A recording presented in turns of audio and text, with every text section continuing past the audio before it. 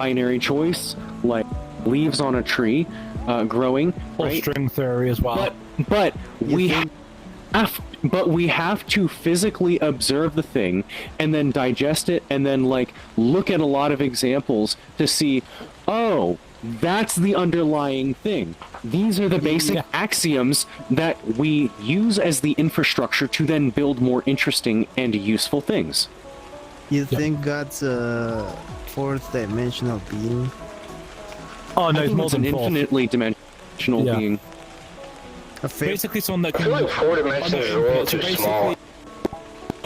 He's a guy that's beyond every dimension, like beyond time and space itself. Dude, He's a being that's... is your mind blown? exists beyond our like, understanding this completely. information exists outside of like whatever the physical tangible world is doing, and humans are really unique and interesting, and we have divinity and we have like morality within us because we're able to wrestle with the abstract. We're able to orient ourselves towards a North Star. What is a star? It's a thing that you can look at but never reach. What? Okay, we're able to see it. What did I join in on? But we're not able to That's true, because if you reach a star, you die. see, like, we're not able to, like, physically hold map, right? We're not able... This is information. This is pure defined information. The same way that quantum theory is.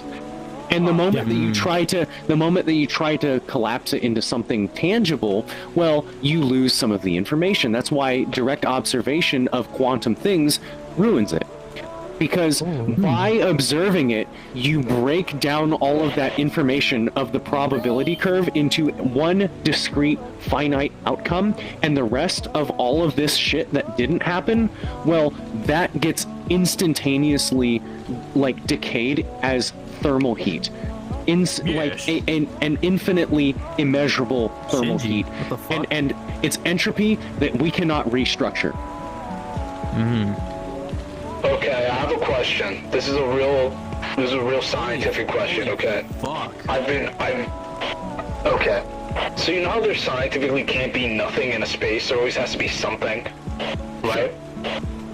Why is that? Like, why can there just never be nothing, like a complete void, lacking, like, anything? Are we talking about quantum physics? You have a box. Yes. Yeah. Okay. You have a box, and it has any amount of gas in it. What does gas do? It occupies the volume. Space. It fills the volume. The volume does so evenly. Why does it do it evenly? Did it, like, manually choose to do that? Was there, like, a person deciding that? No.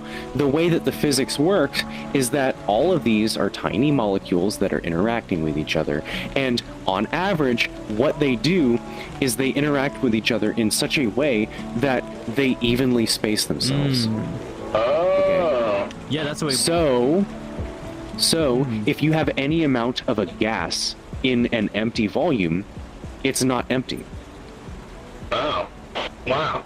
Hold on, but So as long as there's something, like, as long as there's, like, even, like, a small minutia of anything, it'll just find the most optimal way to occupy that space. Yes. Wow.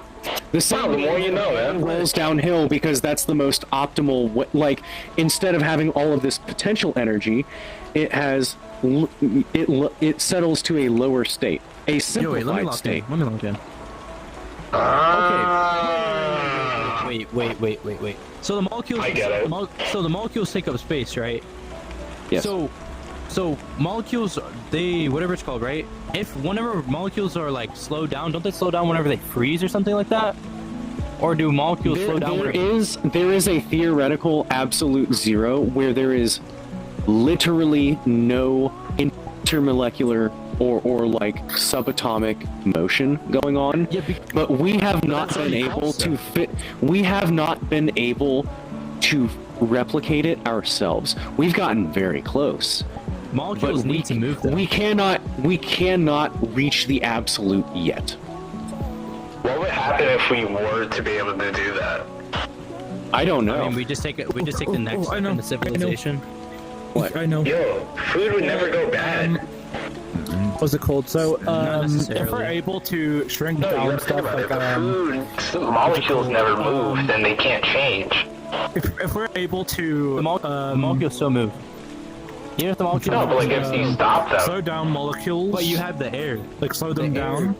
If we air did it makes for it- like Oh, yeah. fuel and stuff like that, Oh yeah, you're not only right. would be able to travel like faster, but if we're able to make them Yo, Oh, I'm, man. enough, like, I'm locking in on this to the shit. point I'm where it's locking like on this shit, absolute bro. zero, it becomes This is like I want He, like, zero. intrigued me. Which would No way, I don't want to. I Here's just freaking hate. here's the problem with trying to get something to absolute zero.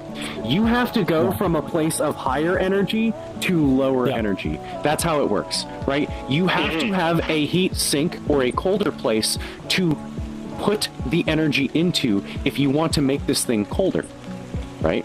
And the problem Yeah. is, because we don't already have an absolute zero heat sink, we can't, like, we cannot effectively remove all of the energy from it, because where will we put it? Well, we have to take it somehow. But how do we take all of it? How do we take all of it if we can't get below this threshold? Yeah. Oh yeah, that makes sense. It's like a I know, battery. but the problem, the most, like, what was it called? The main problem is speed. Because we've got something that's hard enough to do it, it's just the speed to do it.